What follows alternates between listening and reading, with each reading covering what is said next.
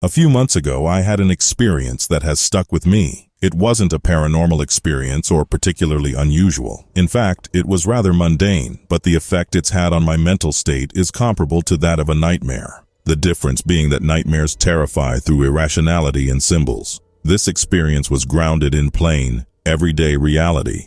On the surface, there was really nothing scary about it all, but underneath is where the dread resides. It was an early weekday evening, and I had decided to go out for groceries.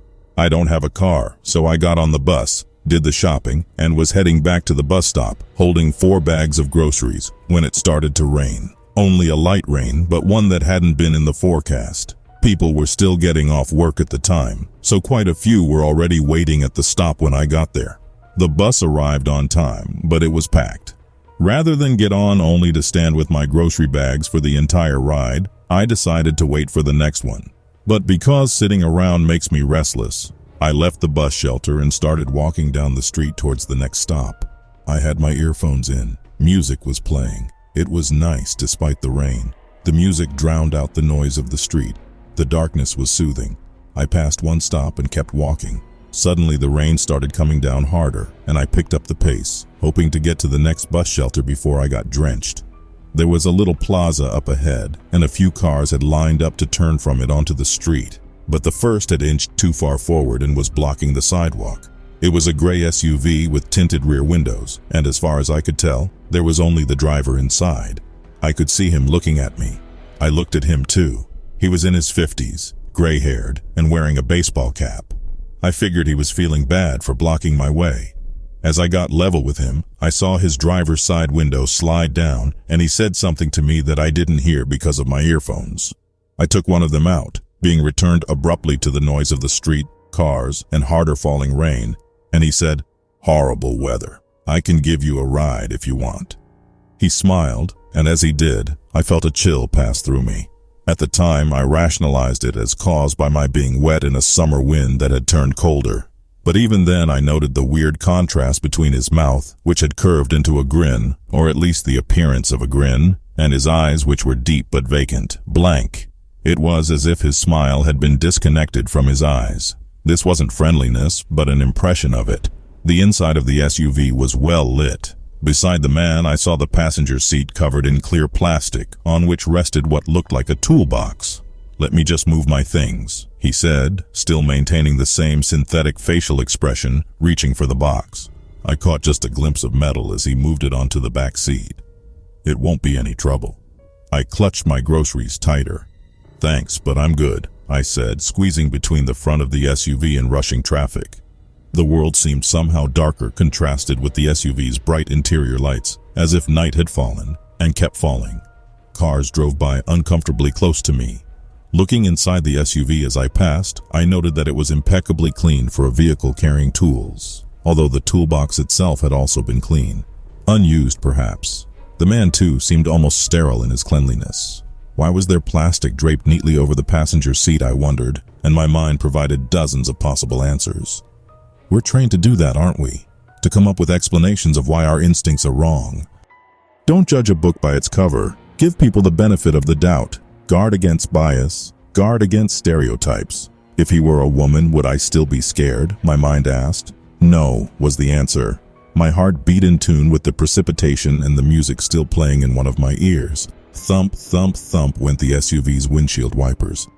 There was nothing ostensibly wrong with this pleasant-seeming man who was merely doing good by offering me a ride home in the pouring rain.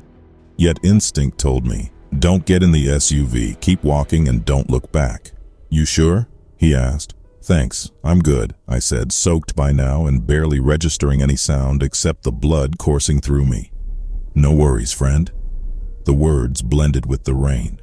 I walked a dozen long steps, looked back, and saw that he had turned his head to look at me through the passenger side window. Traffic was heavy, and he was still waiting to make his turn. Thinking about it now, if I could have reduced my instinctual unease to a single word, it would have been superficiality.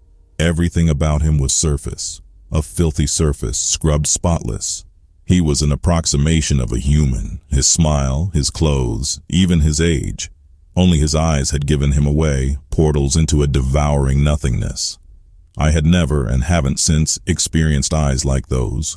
When I was little, my parents used to say that most people were generally good, but some were tricky. That evening was the first time their description had hit home. We keep our eyes open for tricky people, they would tell me, to avoid them. When I got to the bus shelter, I didn't care how wet I was or whether my groceries were ruined. All I wanted was to get home and feel comforted. So I was beyond relieved when I heard the bus approach. I got on, fell into an empty seat, and decompressed. As the bus pulled away from its stop, the SUV was still waiting to turn. Nothing had happened, but I spent the bus ride shaking, head down, and watching drops of rainwater gather and fall to the floor. Moving lights from the outside spilled eerily into the bus. Shadows crawled across them. About 40 minutes later, I got out at my usual stop, consoled by the familiar sight of my apartment building and feeling I had let my imagination get the better of me. When I noticed that just behind the bus was a gray SUV, my heart almost stopped. Was it the same one? Had it followed behind the bus all the way here? I was too far away to see inside. I hadn't memorized the license plate, but it felt like the same one. I turned toward home. I ran. My grocery bag swung wildly at my sides. Even before gathering the courage to glance back and see, I knew. The SUV followed. Menacingly, it rolled slowly alongside the cracked sidewalk, down which, having dropped my groceries, I darted toward my building. A few people stared from the other side of the street, but I didn't care. Cutting across the building's grassy front lawn, I slipped but didn't fall. Using my hand to keep upright, reached and pulled open the front doors. I could barely breathe. I knew it wasn't my imagination urging me forward now, but survival. Fiddling for my keys, I said a prayer I hadn't said since childhood, and holding the keys in both trembling hands, got the electronic fob close enough to the wall-mounted sensor to open the lobby doors. Sluggishly, excruciatingly, they opened. I went through, and agonizingly, they closed. I pressed the button to call the elevator maybe 10 times, kept looking back, seeing nobody, seeing someone approaching the apartment building. The elevator dinged. I jumped in, frantically pressed the button for my floor, and watched as the figure passed from outside to inside. It was definitely a man, and he was wearing a cap. He was definitely wearing a baseball cap. In a final burst of clear thinking, I also pressed all the other buttons. I didn't want him to see what floor I lived on.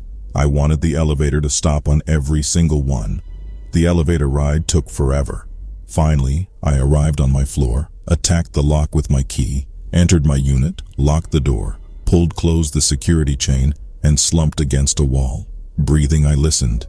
Stale existence and the monotonous buzzing of air conditioners. I got up, switched on a few lights. I didn't know what I expected to find, but I went through the apartment just to make sure I was alone. I was. I closed the blinds in the living room, waited, and pulled 2 of them apart to peer between them into the parking lot below. No sign of an SUV. The world appeared peaceful, yet my nerves remained frayed, and my mind in a state of existential unease. I called a friend, who immediately heard the fear in my voice. "What happened?" she asked. "Nothing. Nothing happened." The uneasy feeling stayed with me for weeks, although as if migrating from my head deep into my guts. I stayed at home most of this time, dreading every sound in the hallway, every knock on the door, every unexpected whine of the water pipes. I had almost rid myself of the unease completely when I came upon a news story about the police finding a body, mutilated, dismembered, and encased in concrete blocks, within a few kilometers of where I lived. The victim was more or less my age and had gone missing the day after my encounter with the gray SUV. I had nightmares. Despite trying to follow the police investigation, news of it eventually died away. There were no leads, no updates. The status remains ongoing. I can't tell you how many times I've wanted to open my news app and read about how the police are looking for a suspect in his 50s who wore a baseball cap and drove an SUV. At least then I'd have something on which to hang my instinctual certainty. 2 feelings, in particular, continue to haunt me. The first is the feeling of escape, of waking up with my head on the guillotine, feeling my heart in my mouth as I push myself up, as the killing blade drops.